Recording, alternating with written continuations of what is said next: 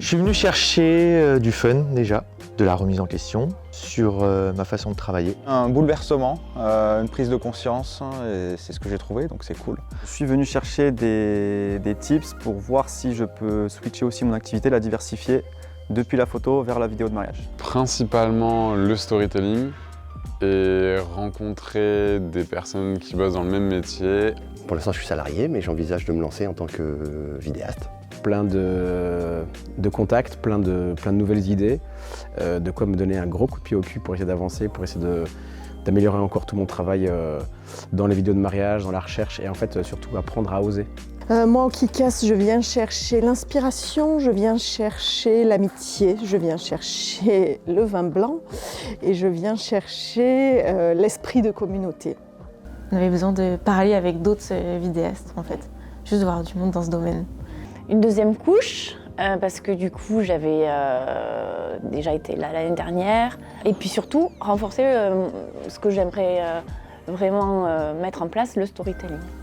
Au Kick-Ass, je suis venue chercher un moyen d'évoluer dans la manière dont je monte les films. Je voulais vraiment une progression qui puisse aller assez vite.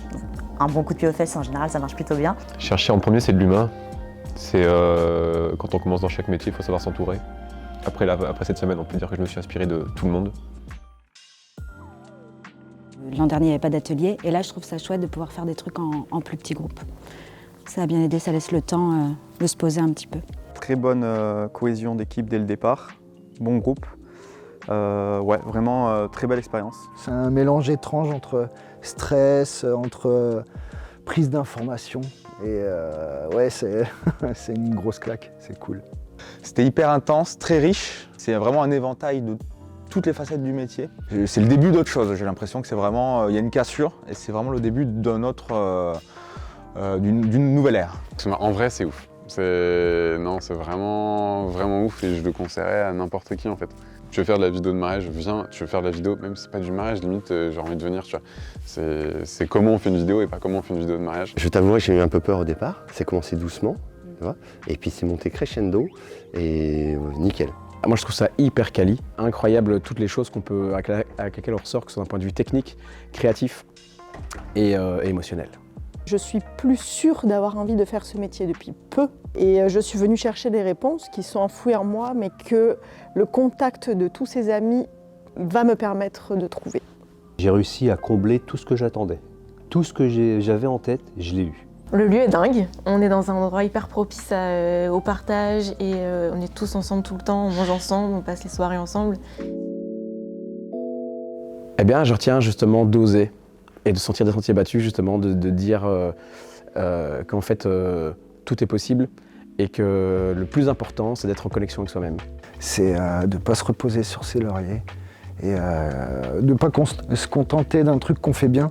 Il faut vraiment tout défoncer, en fait. L'aspect storytelling, on était venu aussi chercher ça de base, on voulait absolument rencontrer Meryl pour voir comment il travaillait, comment il faisait son storytelling, qu'on a compris ça aussi avec The Richter, qu'en fait, tout le monde fait et on s'en rendait pas compte forcément.